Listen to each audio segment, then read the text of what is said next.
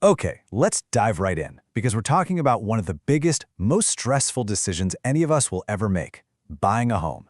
It's so much more than a financial transaction, right? It's tied up in all our hopes and dreams for the future. And that right there is the whole point. It is a deeply emotional journey. And because our hearts are so wrapped up in it, well, our brains can start to play some serious tricks on us. To get through this without making a huge mistake, you have to understand your own psychology. Exactly. You've got this wild mix of excitement and just a little bit of terror. And that emotional cocktail, well, it creates the perfect storm for psychological traps. Traps that can have very real and very expensive consequences. So, let's get into it. We're going to break down the 7 most common traps that home buyers fall into, but more importantly, we're going to talk about the clear-eyed, practical ways you can see them coming and protect yourself. First up, emotional attachment. You know how this goes. You see those perfect photos online, you walk through the door, and boom, you're already picturing your sofa in the living room. The problem is, once that vision takes hold, your brain starts to protect it. That little crack in the foundation? Oh, it's probably nothing. The wiring looks ancient? Yeah, we can deal with that later. You start explaining away major red flags. So, how do you fight back? With some good old-fashioned logic. Before you even set foot in a house, make a list. A non-negotiable needs versus wants list. Then, hire a tough, independent inspector, someone who isn't in love with the house. Their job is to find problems. And you have to learn to separate what's beautiful from what's sound. A gorgeous kitchen means nothing if the roof is about to collapse.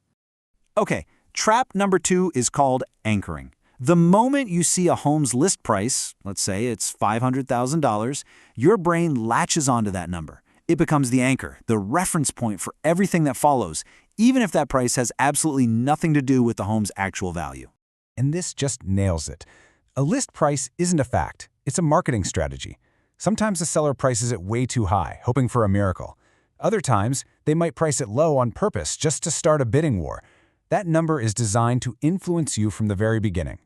The only way to break free from that anchor is with data. You need to look at the comps. That's what similar homes in that exact neighborhood have actually sold for recently. Not what they were listed for, what they sold for. That's your new anchor, the one that's based in reality. FOMO, the fear of missing out. In a hot market, this feeling is everywhere.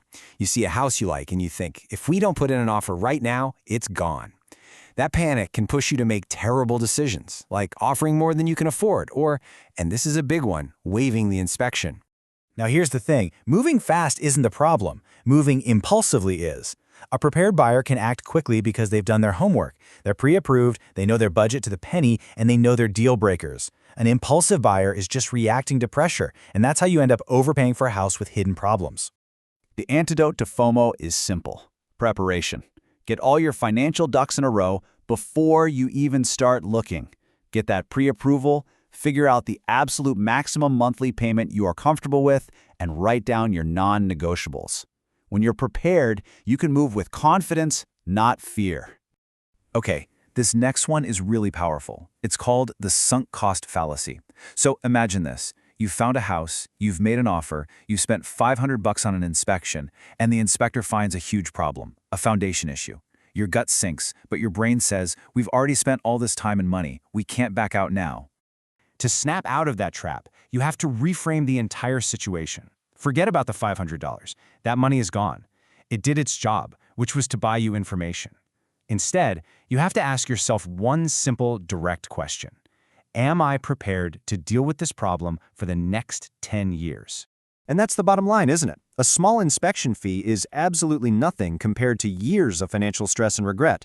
Sometimes, the smartest, most courageous thing you can do is just walk away. Next is something called present bias. This is the classic trap of buying a home that's perfect for you today, but totally wrong for the person you'll be in 5 or 10 years.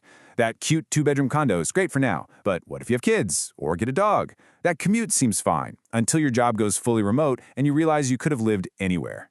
You've got to think about the next version of you. Number 6 is confirmation bias. And oh man, we're all guilty of this. It's our natural tendency to look for information that confirms what we already want to be true. So if you're convinced that home prices are only going up, you'll find every article that says so, and you'll completely ignore the ones that say the opposite. The only solution here is to base your decision on what you can afford right now, today, no matter what you think the market might do tomorrow. And our last trap is a little sneaky. It's the nostalgia trap. It's wild how many people are subconsciously trying to buy the house they grew up in. They want that same big backyard or that same style of kitchen. But being stuck on that one image can blind you to other options that might actually be a much better fit for your real life today. The key is to focus on how you want to feel in your new home, not on recreating a memory. All right, so we've laid out all the traps. Now let's build the toolkit you need to avoid them. Think of these as your financial and psychological guardrails to keep you on a safe path. Here they are, 6 simple but incredibly powerful rules. 1. Set a strict budget based on what you're comfortable with, not just what the bank says you can borrow. 2. Keep some cash reserves. Don't drain every last penny for the down payment. 3. Hire a great agent and a tough inspector. Their job is to be objective. 4. Think 5 to 10 years into the future. 5. Know your needs versus your wants. And 6, this is a big one.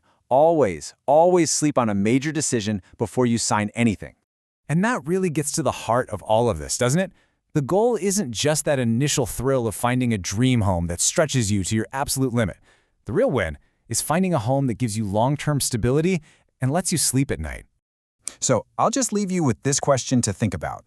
As you go through this whole process, how are you going to make sure that the home you buy is actually a solid foundation for your future, and not just the fulfillment of a temporary dream?